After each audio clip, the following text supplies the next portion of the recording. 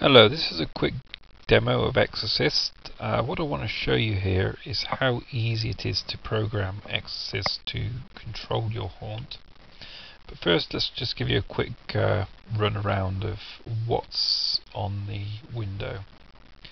This first screen here you see is a splash screen. At the top here you see the tabs which take you to various areas in the program. The VSA routine contains all the VSA players. You've got the 8 VSA players. Sound players, you've got your 8 sound players. You've got 16 timers here and 24 logic functions. On this final page here we've got a load of miscellaneous stuff. Probably most importantly here is you've got the remote controls here and your PC volume control, which allows you to control the volume of all your props. So we're going to start off by programming a VSA routine, and I'm going to start by going to input 1 and giving it a friendly name. I'm going to call this button 1. You could leave it as input 1, but button 1 is a nice friendly name. It tells me it's the first button, and it makes things easier to use as you go on. So if we go into VSA routines now, first thing we'll do is select a routine. We'll have the Skulltronic Seance routine here, and we'll give it a trigger of button 1, and I'm also going to give it a reset condition of input 2.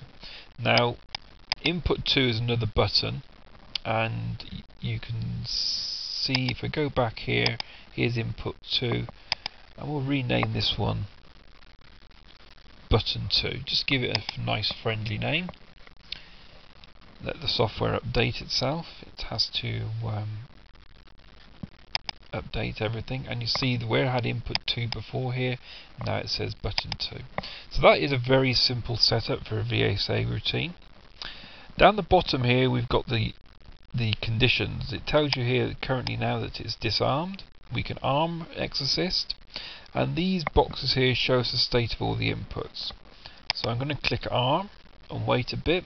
The armed flag goes red, and now if I press the button, I'll start by pressing button 8. You can see when I press button 8, input 8 goes on.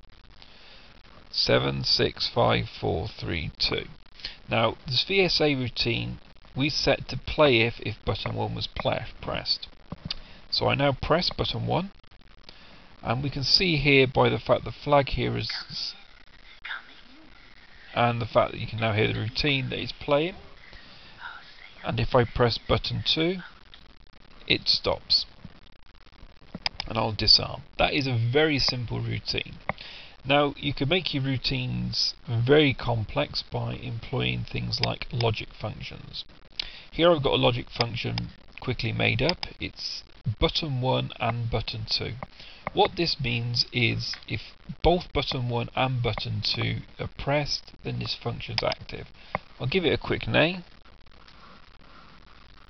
2 buttons,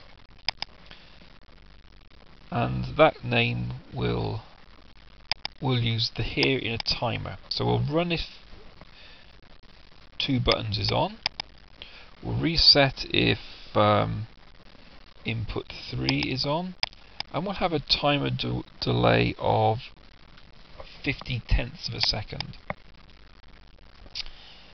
And we'll give the timer a nice name, tick tock. Let it update.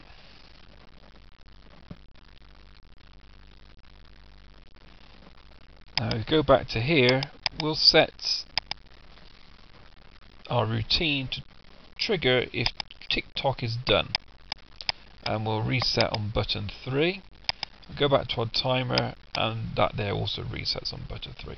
Now we've got a quite complex routine. We've got this seance routine will trigger if tick-tock's done. Now if you go into timer, tick-tock will be done if 2 buttons is on, which is the logic function, and 2 buttons will go on if you've got button 1 and button 2 pressed. Now if I arm this routine, and we'll go into timers, Down the bottom here you can see pressing button 1 it does nothing, pressing button 2 on its own does nothing.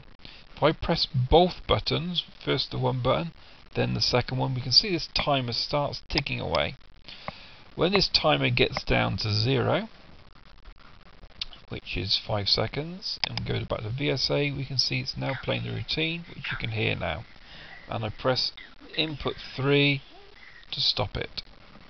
That's a very simple demo of what Exorcist looks like. I hope you liked it.